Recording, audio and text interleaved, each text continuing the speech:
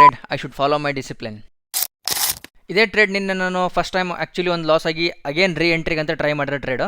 ಫಟಾಫಟ್ ಮ್ಯಾಟ್ರಿಗೆ ಬರ್ತೀನಿ. 5 ಮಿನಿಟ್ಸಲ್ಲಿ ಕಾಣಿಸ್ತಿರೋ order block, ಮೇಲ್ಗಡೆ change of character line, ಕೆಳಗಡೆ ಲಿಕ್ವಿಡಿಟಿ ಲೈನ್.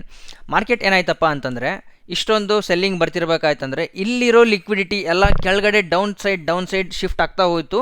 ಬಟ್ ನನಗೆ ಇಲ್ಲೊಂದು ಕನ್ಫ್ಯೂಷನ್ ಏನಿತ್ತಪ್ಪ ಅಂತಂದರೆ, ಲಾಂಗ್ ಹೋಗೋಕ್ಕೆ ಇಲ್ಲಿ ಸ್ಟ್ರೆಂತ್ ಮಾರ್ಕೆಟಲ್ಲಿ ಇರುತ್ತಾ ಇಲ್ಲ ಅಂತ ಹೇಳಿ. ಬಟ್ ಸ್ಟಿಲ್ ಒಂದು ಚೇಂಜ್ ಆಫ್ ಕ್ಯಾರೆಕ್ಟರ್ ಆದಮೇಲೆ ನಾನು ಇಲ್ಲೊಂದು ಎಂಟ್ರಿ ತೊಗೊಂಡೆ. ಮಾರ್ಕೆಟಲ್ಲಿ ಸ್ಟ್ರೆಂತ್ ಇರಲಿಲ್ಲ. ಫಟಾಫಟ್ ಅಂತ ಲಾಂಗ್ ಪೊಸಿಷನ್ ಮಾಡಿದವರು ಎಲ್ಲರದು ಸ್ಟಾಪ್ ಲಾಸ್ನ ಹಿಟ್ ಮಾಡಿಬಿಡ್ತಿಲ್ಲಿ ಮಾರ್ಕೆಟ್. ಅದಾದಮೇಲೆ ತಿರ್ಗಾ ನಾನು ಫಟ್ ಅಂತ ಹೇಳಿ ಟೆಲಿಗ್ರಾಮಲ್ಲಿ ಒಂದು ಮೆಸೇಜ್ ಹಾಕಿದೆ, if closes above the charge line I will enter again ಅಂತ ಹೇಳಿ. ಮಾರ್ಕೆಟ್ ಮತ್ತೆ ನನ್ನ ಚೇಂಜ್ ಆಫ್ ಕ್ಯಾರೆಕ್ಟರ್ ಲೈನ್ ಮೇಲೆ ಕ್ಲೋಸಿಂಗ್ ಕೊಡ್ತು.